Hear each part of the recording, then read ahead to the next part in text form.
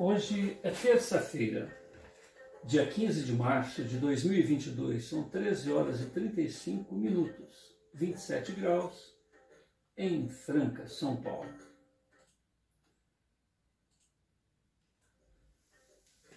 Nós estamos realizando o culto cristão no lar e optamos pela leitura desta obra. Lendas do Oásis, autor Malba Tahan. Malba Tahan, o mestre, escreveu contos e lendas que vêm fascinando gerações e gerações de leitores. Nas 15 histórias aqui apresentadas, em cenários diversos, as escaldantes areias do deserto, a gélida Ucrânia, a imperial Viena, a misteriosa Índia, monarcas, príncipes, sultões, sheiks, rabinos, beduínos, dançarinas hindus, poderosos governantes, humildes escravos, vivem amores proibidos, são tentados pela vaidade, conhecem as injustiças das punições e são premiados pelos gestos de amizade. Suas descobertas e experiências nos ensinam que não devemos nos iludir com as aparências, mas buscar a sabedoria no meio da reflexão e da ética. Programa Nacional do Livro Didático, obra distribuída pelo Governo do Estado de São Paulo.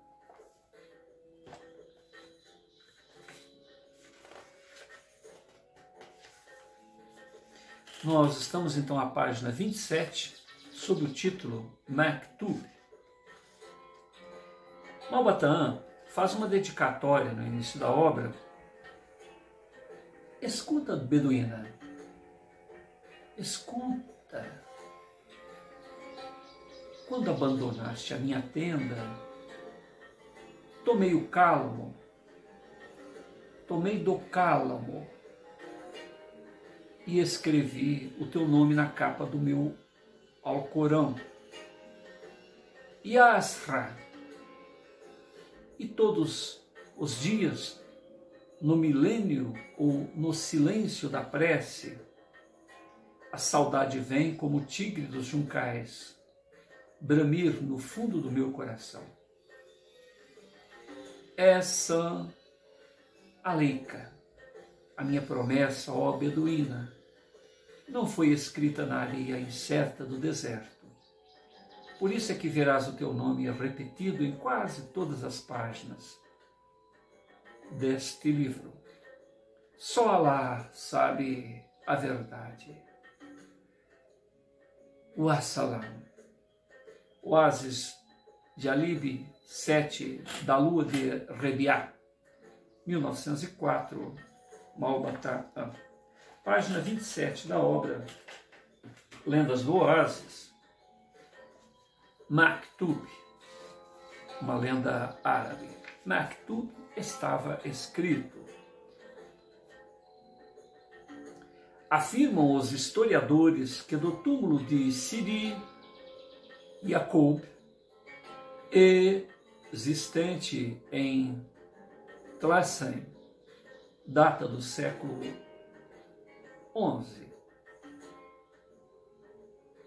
Não nos move o desejo de contestar a opinião dos eruditos sobre um monumento quase em ruínas, perdido ou esquecido, talvez no deserto. A única coisa realmente interessante que se encontra nessa couba, outrora tão venerada pelos crentes, é uma inscrição ali deixada por um escravo. Resume-se nesta legenda numa palavra: Maktub, gravada sobre a pedra que cobre as cinzas de Sidi Yaqub. E sabeis, ó cristão, o que quer dizer Maktub? Esta palavra encerra filosofia de um povo, o destino de uma civilização. Maktub é um vocabulário árabe que significa apenas estava escrito, ou melhor, tinha que acontecer. Maktub é, enfim, expressão da fatalidade. Tal palavra, na laje tumular de Tlemcen, recorda um episódio ocorrido com dois namorados que o destino caprichoso uniu para depois separar cruelmente. Conta-nos uma lenda que na cidade de Oran, ao norte da Argélia, vivia uma moça de origem francesa, chamada Eliette. Era filha de um negociante cristão de Marsella, que se estabelecera, levado pelas necessidades de sua profissão, sob o céu da África. Certa vez, durante uma feira, conheceu Eliette, o jovem Aziz El Hassim, de origem nobre, descendente de uma das mais ricas famílias de Tlemcen. Uma viva simpatia que deveria crescer de dia para dia, uniu desde logo os dois namorados. Eliette, levada por seu temperamento excessivamente romântico, apaixonou-se pelo árabe. E este, arrebatado como os homens de sua raça, sentiu que a sua vida não mais teria sentido se lhe viesse a faltar o amor da cristã. A pitoresca cidade de Oran, por esse tempo, sob o poder de Bey Mustafa Ben Youssef, foi testemunha silenciosa daquele amor. As tamareiras, sob o sol causticante, abriam suas palmas e estendiam no chão, da praia até a montanha, um largo tapete de sombras, sobre o qual os dois jovens caminhavam felizes. Longas horas, esquecidas em doces colóquios. Um grande abismo de intolerância, preconceitos, separa, entretanto, uma cristã de um adepto da religião de Maomé. Os pais de Eliette, informados das inclinações amorosas da jovem, opuseram-se tenazmente àquele casamento que lhes afigurava desonroso. E o primeiro brigue que levou ferros de Oran transportou para Marsella a apaixonada menina. O infortúnio na vida das criaturas escreve às vezes páginas, várias páginas, num período durante o qual a felicidade mal teria tempo para esboçar a curva da letra Aleph, A-L-E-F. A infeliz Eliette, ferida tão rudemente em seu delicado coração, não soube resistir. Adoeceu gravemente em consequência daquele golpe iniciado pela separação e concluído pela desesperança. Sentindo avizinhar-se dela a sombra da morte, mandou chamar em segredo um imã que vivia O Islã não admite sacerdotes. O imã desempenha apenas as funções de oficiante nas orações diárias da mesquita. Sentida avizinhar-se dela a sombra da morte, mandou chamar em segredo um imã que vivia no porto, entre aventureiros e embarcadiços. Quero morrer, confessou ela entre soluços ao velho maometão. Na religião de Alá, que é a crença do meu noivo, a vida nos separou. Quem sabe se a morte não irá pôr termo a esta separação. E morrendo fiel à religião que os árabes professam, terei o consolo supremo de encontrar no céu muçulmano, aquele que tanto amei na terra. Se o teu desejo é sincero, menina, respondeu o imã, não porei dúvida em servir de testemunha a tua conversão. Basta para isso que pronuncies 3 vezes a nossa profissão de fé. Eliette, sem hesitar, assim falou. Declaro só um Deus, que é Alá, e que Maomé é o profeta de Alá. Declaro que só há um Deus, que é Alá, e que Maomé é o profeta de Alá. Declaro que só há um Deus e que Maomé é o profeta de Alá. 3 vezes repetiu as palavras que constituem o dogma fundamental da religião dos árabes. O imã, então, tirou as sandálias, abriu um exemplar do Alcorão e, voltando-se para Meca, a cidade santa, leu em voz alta o primeiro capítulo do livro de Alá. Bismillahi al-Mahir Rahim. Em nome de Deus clemente, misericordioso, louvado seja o onipotente Criador de todos os mundos. A misericórdia é em Deus o atributo supremo. Nós te adoramos, Senhor, e imploramos a tua assistência divina. Conduze-nos pelo caminho certo, pelo caminho daquele que são esclarecidos e abençoados por ti. E quando Azrael, o anjo da morte, veio buscar Eliette, encontrou-a convertida à religião do Islã, e a alma da boa e desditosa menina foi levada para o seio de Alá, clemente e misericordioso.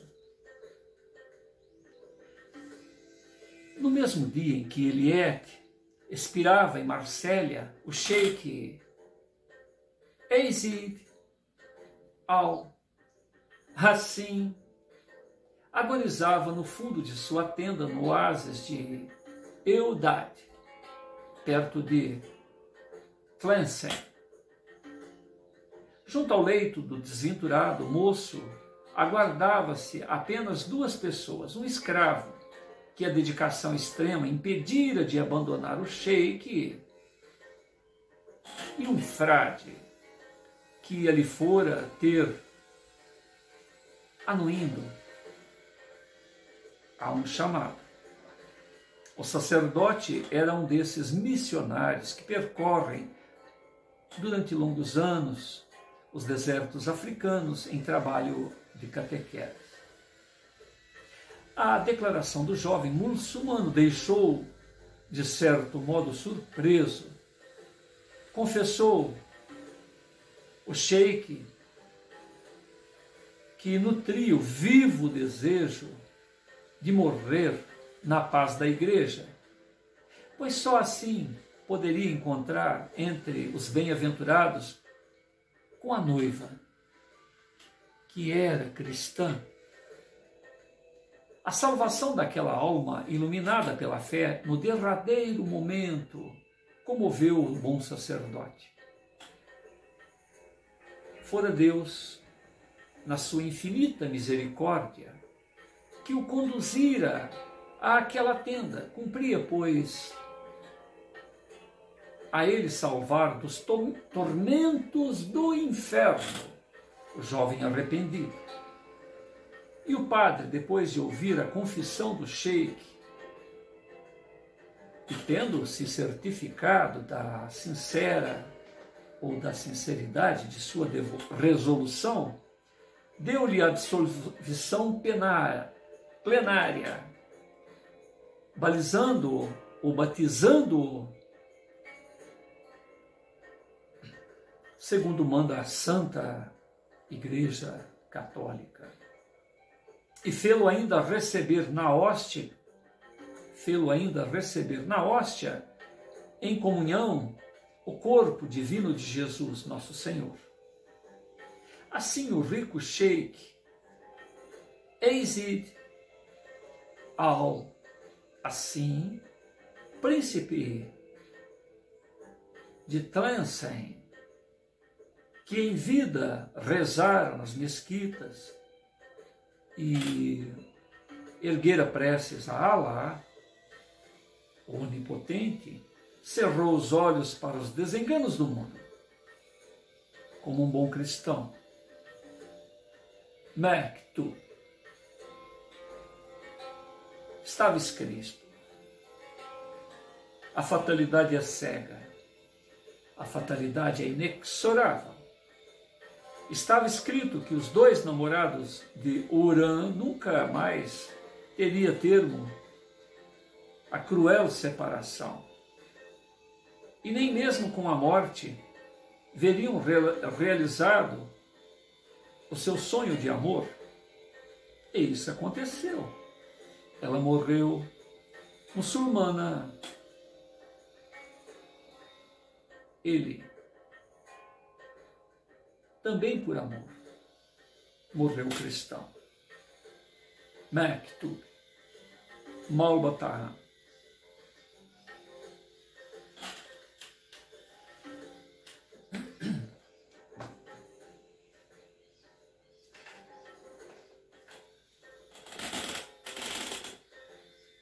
Senhor Jesus,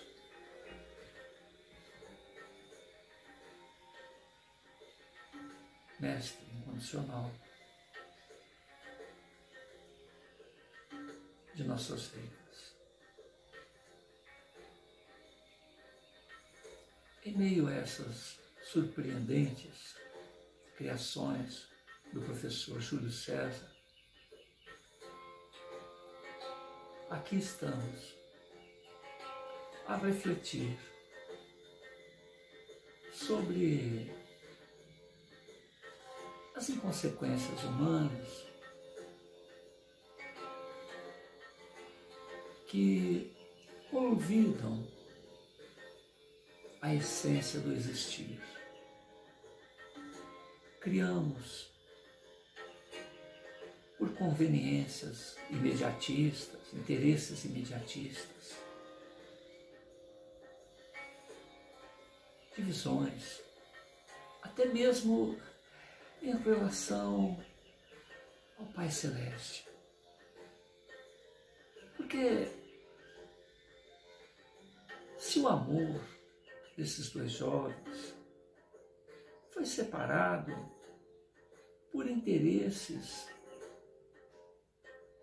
por convenções, por preconceitos, por cismas aqui na Terra, certamente aqueles que fisicamente ausentes se encontram certamente, estando ligados desta maneira com que foi narrado eles nunca tiveram longe um do outro.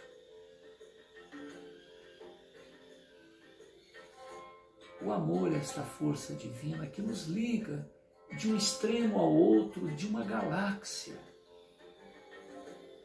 O amor é a única força capaz de fazermos superar todas essas diferenças. O amor é a força capaz de fazer com que saiamos de um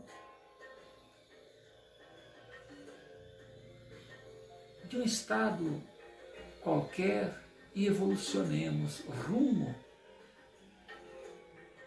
a essa força galáctica. Porque aqui nós colocamos a distância imposta por convenções religiosas. É como se houvessem vários deuses. Quem é Deus? Temos condições de compreender a extensão do que representa o Pai Celestial nos dizeres do nosso Mestre Nazareno?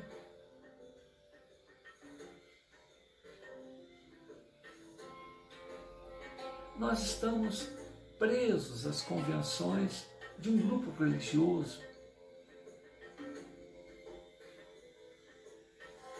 Estamos todos muito atarefados em colocarmos o Pai Celeste dentro das convenções humanas. E, ao olharmos a natureza, desde o macrocosmo, desde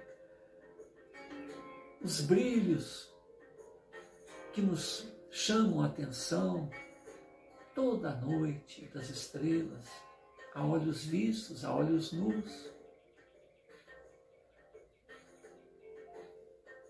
muitas das vezes encoberto pelo movimento, pela dança das nuvens, que muitas das vezes nos molham o rosto com sereno.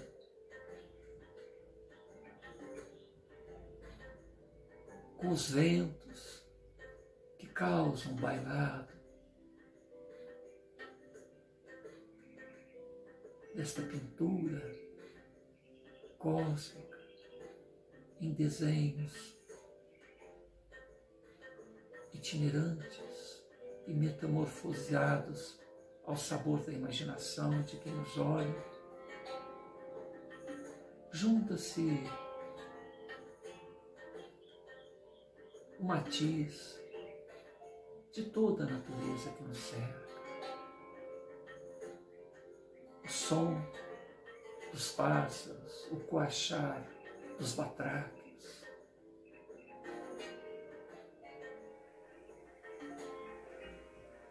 As cigarras que fazem a sua festa, os pássaros noturnos, enfim, ao nosso redor é uma sinfonia de perfume, de cores, de imagens, de uma variedade infinita, onde, se nós observarmos o detalhe, nós nos extasiamos. Se nós observarmos o conjunto, nós nos rendemos ante ao enlevo.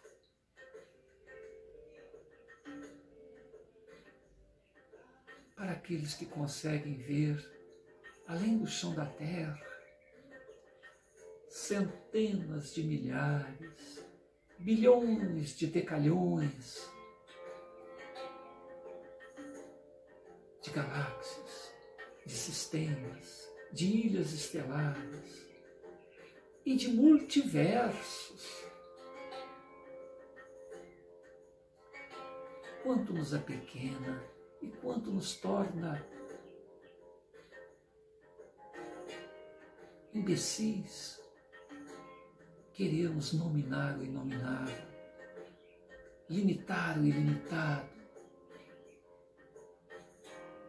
nós temos apenas que nos render a esta grandeza cósmica que onipresentemente tutela, dirige, abençoa, organiza e nos torna co-criadores, enviando os seus propósitos, a exemplo do Cristo de Deus, a exemplo de Maomé, a exemplo de Buda, Krishna e tantos outros, para nos fazerem perceber a herança divina de que todos estamos investidos. Lembrarmos que somos deuses, filhos de peixe, peixinhos somos, filho de Deus, deuses, todos o somos. E esta chama crística, esta pequena fagulha da grande labareda que representa o autor da vida,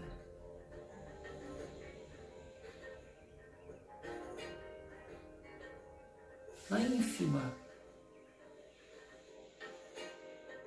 unidade, o todo está presente. Então podemos, desde que o queiramos, entender que o Pai Celeste, que a razão de ser, do existir de todos esses multiversos, não tem nome.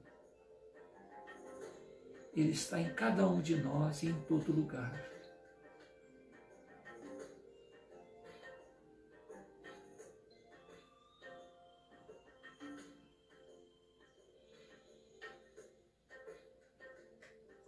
Todos somos imortais.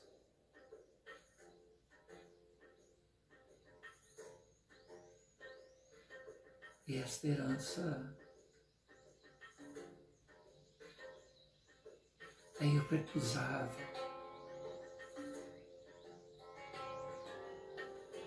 Ou compreendemos, ou vivemos ridiculamente. Em nome do amor, 2 jovens decidiram, ao final da vida,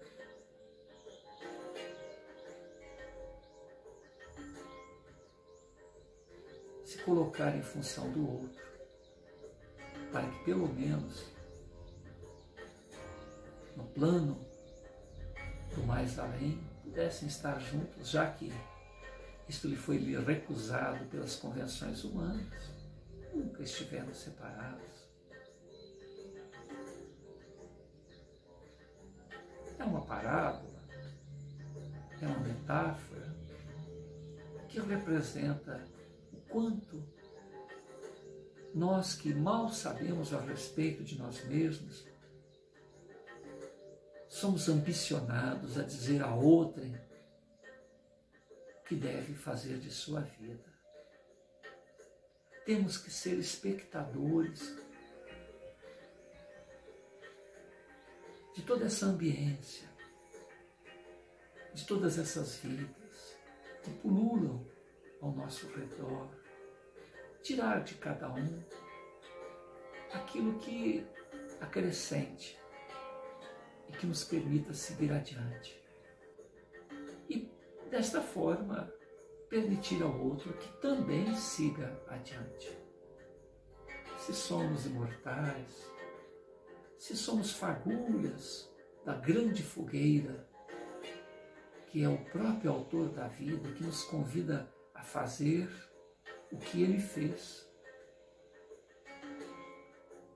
reconhecendo-nos co-criadores, não importa a maneira com que estejamos, onde estagiemos, iremos criar a nossa própria realidade e interferir na realidade daqueles com os quais convivemos.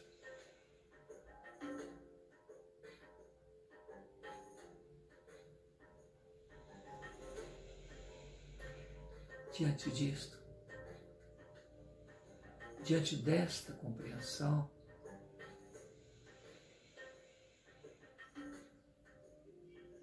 não nos resta outra alternativa senão nos ampararmos no amor, fazer ao outro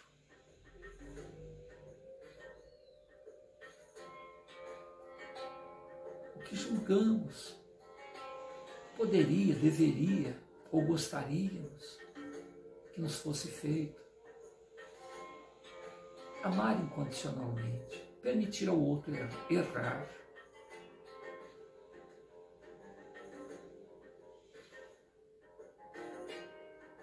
Mais cedo ou mais tarde, cada qual irá se entreter com as consequências e daí para diante do erro, diante das consequências, do erro de algo, dos equívocos, assumiremos novas posturas perante a vida.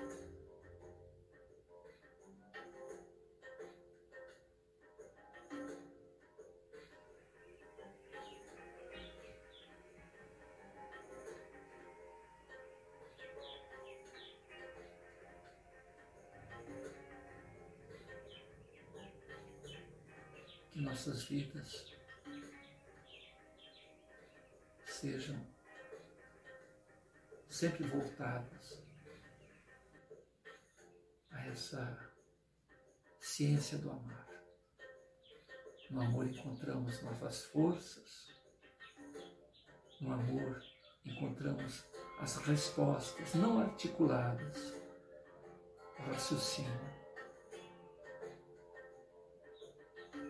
O amor é de origem do próprio Criador. Todos os erros, todos os equívocos, todas as interpretações nascem dessa nossa maneira pessoal de acharmos o tarefeiro da verdade, o dono da verdade, o responsável por conduzir o outro, sendo que sequer sabemos de nós mesmos. Somos crianças. No intervalo de aulas, trocando experiências e de espírito aberto ao novo, cientes de que somos tutelados por aquele que tudo pode, que tudo corrobora para que estejamos sempre um passo mais adiante e mais para o alto. Sigamos seguros de que no amor teremos as nossas melhores escolhas. Muita